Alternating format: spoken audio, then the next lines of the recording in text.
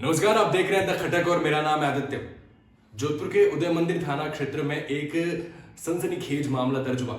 यहाँ पर एक पीड़ित ने अपने ससुराल वालों के खिलाफ मामला दर्ज करवाया है। शायद आप कहीं ना कहीं ये सोचेंगे कि मामला भी जो है वो बेंगलुरु के एआई इंजीनियर अतुल सुभाष के जैसा हो सकता है, लेकिन बिल्कुल नहीं। यहाँ पर जो पीड़ित ने मामला दर्ज करवाया है वो लाखों रुपए ट्रांसफर करवाने का और फर्जी अंतिम इच्छा पत्र पेश करने का मामला है। दरअसल बात यह है कि पीड़ित ने बताया कि मेरी पत्नी की मृत्यु कैंसर की वजह से 2022 में हो गई थी। उसके बाद मेरी सास, मेरी साली, मेरे साड़ू और साड़ू के बेटे ने फर्जी अंतिम इच्छा पत्र जो है कोर्ट में पेश किया मेरी पत्नी के नाम का, जबकि उसके हस्ताक्षर जब खुलासा हुआ, जांच हुई, तो ये मेरी पत्नी के हस्ताक्षर थे ही नहीं।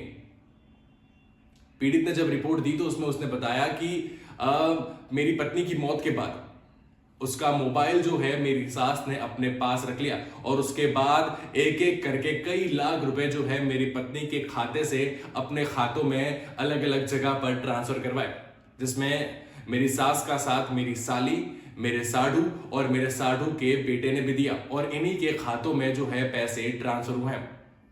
आगे उसने बताया कि जब 2 साल बाद सेवा लाभ प्राप्त करने के लिए मैंने आवेदन दिया तो वहां पर भी मेरी सास ने फर्जी अंतिम इच्छा पत्र मेरी पत्नी का बनवा दिया और वो कोर्ट में पेश कर दिया ताकि जो लाभ प्राप्त हो सके वो मुझे नहीं हो। ऐसी कई साजिशें, ऐसी कई चालें जो है मेरी सास, मेरी साली और साडू के बेटे के द्वारा चली जा रही है।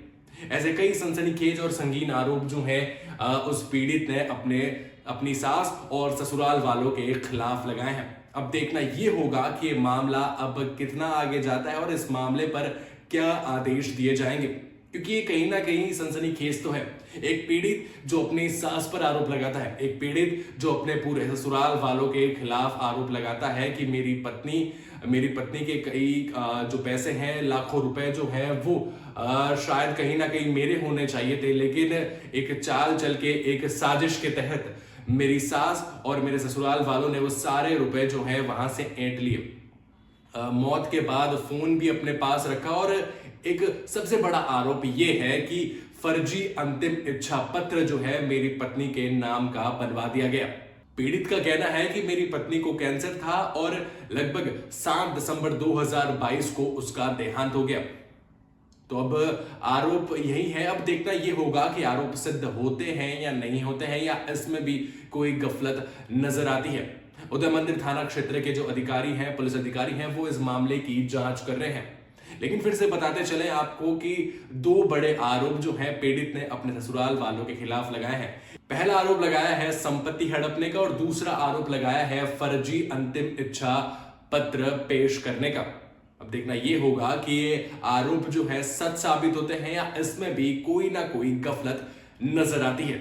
आप इस बारे में क्या कहेंगे मुझे जरूर बताएं, और आपका इस बारे में क्या पॉइंट ऑफ व्यू है, आप इस बारे में क्या सोचते हैं, कौन गलत है, कौन सही है, आपको क्या लगता है, जरूर बताएं। और ऐसी जानकारियों के लिए द खटक के साथ जुड़े रहें।